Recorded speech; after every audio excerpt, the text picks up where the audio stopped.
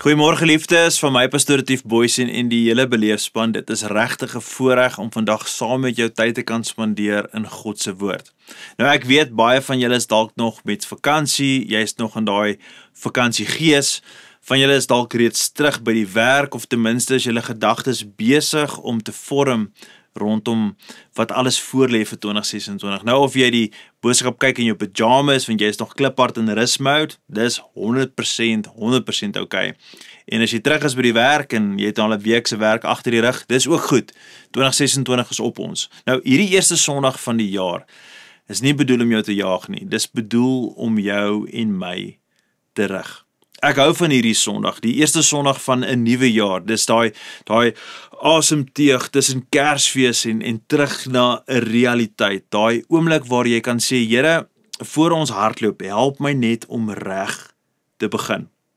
Nou kan ek jou vinnig iets vra. Hoeveel goed het in 2025 gebeur wat jy nie op 1 Januarie 2025 nie kon voorsien nie? Nou is elke jaar so. En dis presies hoekom ek nie vandag wil begin by wat jy weet nie, maar by wat God weet. In Jeremia 29 vers 11 lees ons die volgende: Ek weet watter gedagtes ek aangaande julle koester, sê die Here.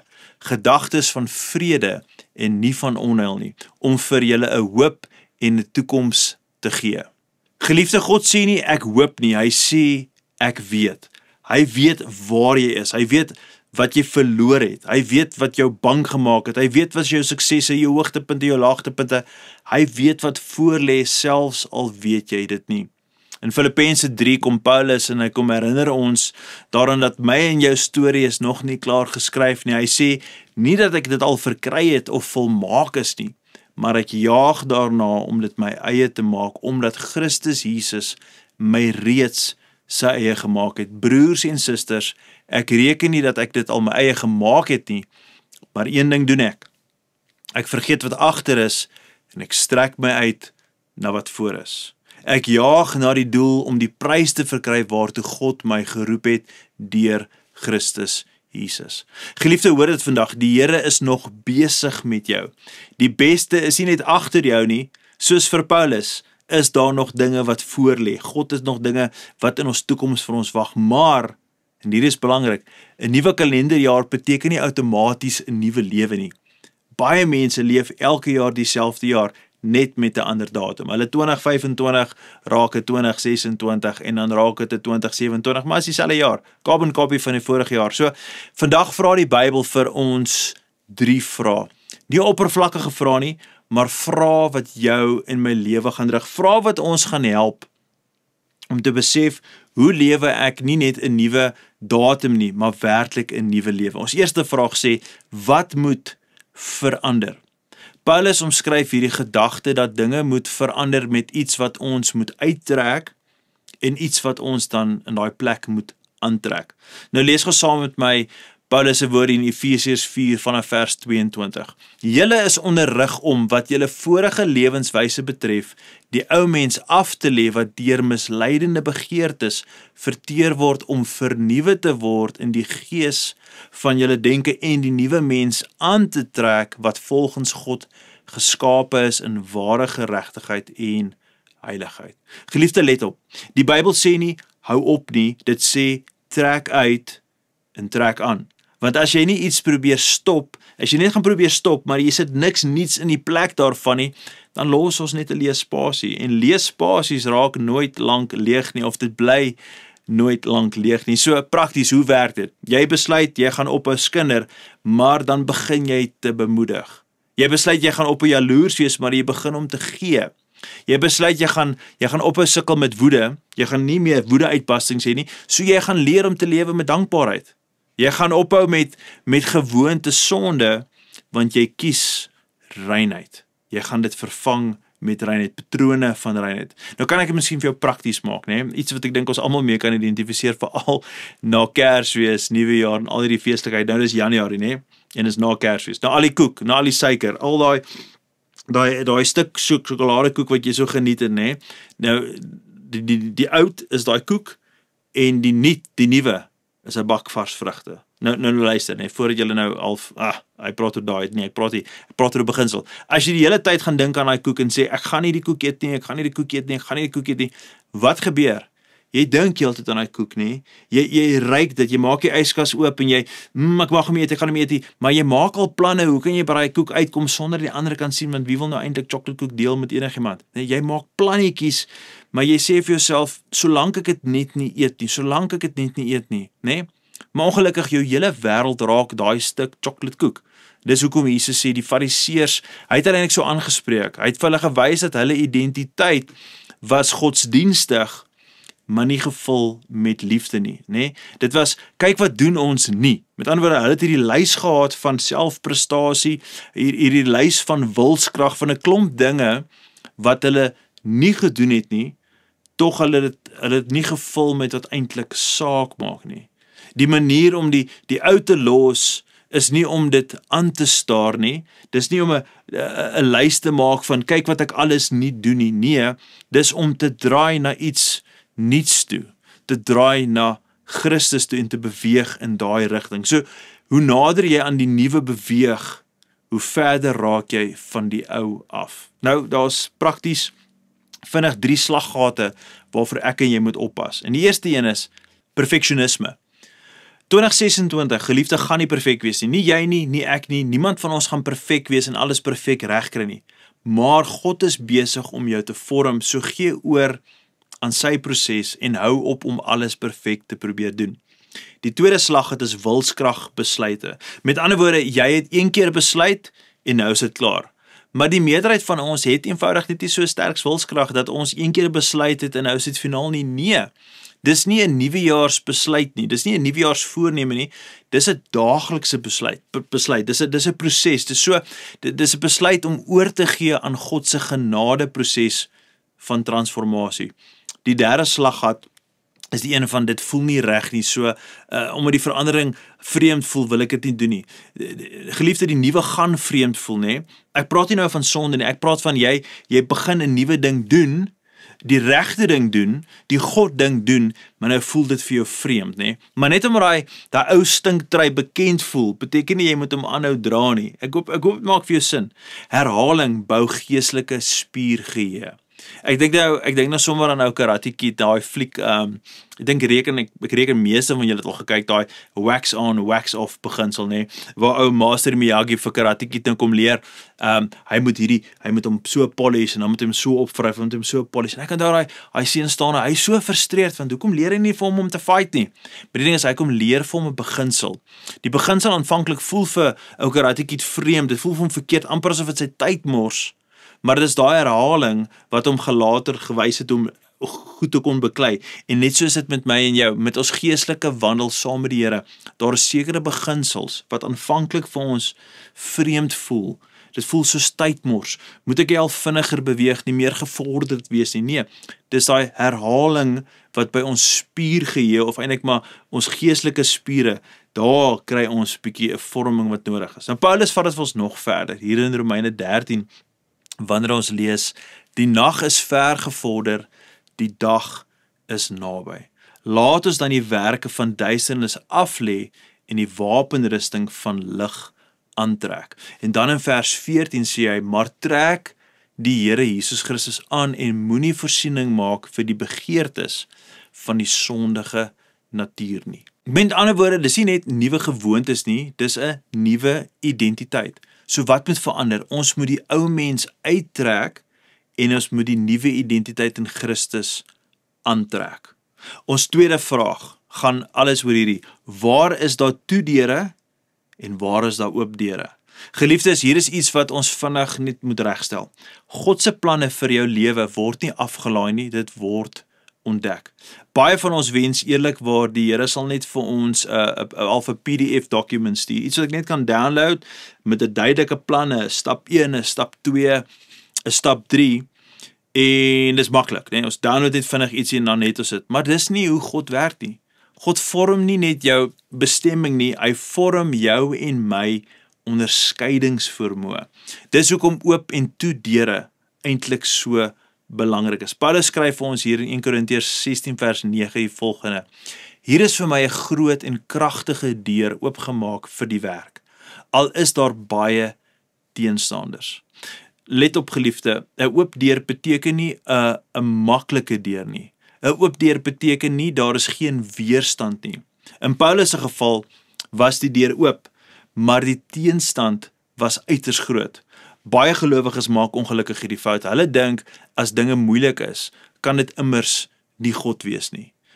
Omdat daar teenstand is hierdie nie die Here nie. Omdat ek nie vrede het nie, is hierdie nie die Here nie. Maar Paulus wys vir ons, soms is dit juist die plek waar God werk. Daar waar daar weerstand is. Dan sê Jesus iets ongelooflik belangrik vir ons in Openbaring 3 vers 8. Hy sê, kyk, ek het vir jou 'n deur oopgemaak wat niemand kan toemaak nie. Nou geliefde, hier is nie 'n algemene motiveringsvers nie. Nee, dis eintlik 'n openbaringswaarheid. Jesus sê, wanneer ek 'n deur oopmaak, dan hoef jy dit nie te verdedig nie. Jy hoef dit nie te manipuleer nie. Jy hoef dit verseker nie te forceer nie. Want God is in dit, nie. Hy is die een wat die deur oopmaak. As God die een is wat die deur oopmaak, sal dit oop bly. En hier is waar baie mense ongelukkig vasval. Party van julle is moeg vir klop, vir nie net verlede jaar se gesukkel nie, maar al vir jare dalk, wat dinge net nie vir jou uitwerk nie. Jy klop aan verhoudingsdeure, jy klop aan loopbansdeure, jy klop aan soveel deure, jy klop aan bedieningsdeure, en dit voel vir jou net of niks eenvoudig werk nie, niks gebeur nie. En hier begin ons dan baie keer vir God verkeerd interpreteer. Dis hoekom ek so mal is oor Handelinge 16. Dit is my so kosbaar.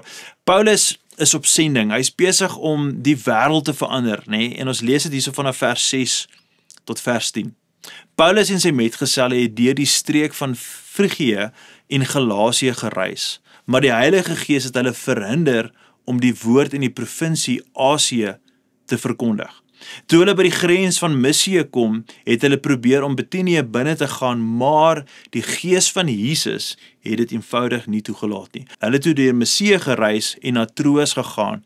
In die nag het Paulus 'n visioen gesien van 'n man uit Macedonië wat kom smeek, kom oor na Macedonië en help ons. Nou geliefde, hier is wat baie mense mis. Ek weet daar was nou baie skrif, maar opsommend, hier is wat baie mense mis. Paulus het goeie dinge probeer doen. Hy is op sending, hy is besig om die wêreld te verander deur die boodskap van God te verkondig. Nou daar was niks sondig daarin om in Asië te preek, daar was niks verkeerd met wat hy gedoen het nie, daar was niks verkeerd om in Bitinië in te gaan nie, maar die Bybel sê baie duidelik, baie uitdruklik, die Heilige Gees het hulle verhinder. Met ander woorde, nie elke toedeur is altyd die duiwel nie. Nie elke toedeur is straf nie. Nie elke toedeur wat jy beleef in jou lewe beteken noodwendig God is ontevrede nie. Party toedeure is God se leiding. En hier is die geestelike volwassenheidsles. God is meer geïnteresseerd daarin om jou te leer om te onderskei tussen wat reg en verkeerd is, as om jou net gemaklik te hou. Hierdie teks wys vir ons eintlik twee dinge wat Paulus reg doen. As ek net so 'n bietjie kan stil staan by dit vir 'n oomblik. Eerstens, wat hy reg gedoen het, hy het bly vertrou. Paulus vat die toedeur nie persoonlik nie. Hy sê nie, ek is klaar met dit nie. Ek het beplan vir die sending, ek is besig met hierdie, en nou kom sê die Here nee. Paulus voel nie, hy het sy roeping gemis nie, ek hoor nie vir God meer nie. Hy raak nie frustreerd nie. Hy sê, hy verstaan. 'n Toedeur beteken nie geen plan nie, dit beteken net 'n ander pad. Geliefdes, hoor dit vandag. 'n Toedeur kanselleer nie Jeremia 29:11 nie, waarmee ons begin het hier. God het steeds 'n hoop, God het steeds 'n toekoms, God het steeds 'n plan. Tweedens, die tweede les wat vir my uitstaan hierso, Paulus het bly beweeg. Hy het nie gaan stil staan in selfbejammering nie. Hierdie deel is my krities. Paulus kamp nie by hierdie toedeur nie. Hy sit nie daar en hy kry homself jammer en sê, ag, alles is nou verby, gee op nie. Hy sê nie, Here, ek bly hier tot hierdie deur oopgaan nie. Ek sal nie gaan voor ek my sin kry nie. Nee, hy beweeg eenvoudig aan. Hy bly op mission. En dit is hoekom ek sê, God werk met mense wat beweeg. As jy beweeg, kan God jou rig. As jy stil staan, dan raak jy hardkoppig. En jy noem dit dalk geloof. Nee? Jy slaan jou tent op hierso in selfbejammering en in frustrasie. En dan sê jy, ek gaan nie bly tot hierdie deur vir my skuif. En eintlik wat gebeur is, jy groei nie. Jy verander nie. Jy bly, as ek die Engels gebruik, jy bly daar stak. So, Paulus beland toe in Troas, nee, hy beweeg nou aan, ons nou in sy storie, hy beland toe in Troas. Troas was nie die eindbestemming nie. Troas was hierdie tussenplek, hierdie wagtyd. En ek weet eens, as jy nou nie weet waar ek is tussen Bithynië, Missie en Asië, gaan lees asseblief Handelinge 16, gaan vir dalk meer sin maak, maar hy is by Troas in hierdie wagtyd, daai oorgang, daai seisoen waar dit voel asof niks gebeur nie. Maar Troas was presies waar God vir Paulus wys. Nou is jy reg vir die volgende oopdeur. Geliefdes, party van julle is in Troas, in hierdie Troas seisoen. Dis nie 'n straf nie, dis nie 'n doodloopstraat nie, dis 'n voorbereidingsplek. En hier is die uitnodiging vir jou en vir my vir 2026. Here, wys my waar toe deure is en help my om dit nie persoonlik te neem nie. Here, wys my waar die oop deure is en gee my die moed, die durf, die geloof om daarin te stap of daardeur te stap sonder om te probeer forceer. Want volwassenheid, geliefde, geestelike volwassenheid in geloof beteken nie dat jy altyd weet waarin jy gaan nie. Nee, dit beteken wel jy leer om te vertrou wie die een is wat jou lei. So wat leer ons sover, né? Die eerste vraag wat ons gevra het vandag is, wat moet verander? Ons het gekyk, die ou mens, die ou manier moet uitgetrek word, afgelê word, maar meer as wilskrag moet ons leer om ons identiteit in Christus op te neem, deur Christus aan te trek. En dis eintlik maar net 'n proses. Die tweede vraag waarna ons gekyk het, waar is daar deure wat oop is en waar is daar deure wat toe is? Wat moet ons leer om te onderskei en te vertrou dat God weet wat hy doen met jou en met my lewe? Nou ons derde vraag en ons laaste vraag waarmee ons 2026 gaan ingaan. Wat lyk belangrik en wat is regtig belangrik? Wat lyk belangrik en wat is regtig belangrik? Geliefdes, elke nuwe jaar bring dieselfde versoeking. Ons raak baie vinnig besig met dit wat dringend voel, maar ons verloor baie vinnig fokus op dit wat eintlik saak maak, dit wat ewig is. Jesus verstaan dit van mense so goed. Dis hoekom hy dit vir ons so duidelik stel wanneer ons lees in Matteus 6 vers 33. Soek eers die koninkryk van God en sy geregtigheid en al hierdie dinge sal vir julle bygevoeg word. Let op daardie woorde, né? Hy sê soek eers, nie soek ook nie, nie soek as jy tyd kry nie, nie soek wanneer dinge rustig raak nie. Hy sê soek eers. En hy sê dit nie omdat hy dinge van jou wil wegvat nie, geliefde, nee. Hy sê dit omdat hy weet hoe die lewe werk. Kos lyk belangrik, klere lyk belangrik, werk lyk belangrik, geld lyk belangrik. Daai dinge is alles belangrik. Beplanning lyk en is belangrik, maar Jesus sê as jy begin by dit wat belangrik lyk, gaan jy eindig met 'n hart wat eintlik leeg is. Maar as jy begin by wat regtig belangrik is, dan voeg God die res by op sy manier, in sy tyd en met hemelse wysheid. Dan word Jesus gevra, Here, as U alles moet opsom, wat is die belangrikste? Hulle kom vra dit vir Jesus. En dan lees ons in Matteus 22 vers 37 tot 39 hoe hy hulle antwoord. Hy sê, jy moet die Here jou God lief hê met jou hele hart, met jou hele siel en met jou hele verstand. Dis die eerste en grootste gebod. En die tweede is hiermee gelyk. Jy moet jou naaste lief hê soos jouself. Geliefdes, is ongelooflik eenvoudig, maar dit is ook ongelooflik ontmaskerend. Jesus sê nie, beplan eers, presteer eers, bereik eers nie. Hy sê, wees lief. Lief vir God, lief vir mense. Dis wat ons hier so raak lees. En alles wat ons as sukses beskryf, vloei eintlik uit daardie liefde uit, en nie andersom nie. Paulus kom weer, dan vat hy Jesus se woorde saam en hy distilleer dit tot hierdie een sin. En ons lees dit in Galasiërs 5 vers 6.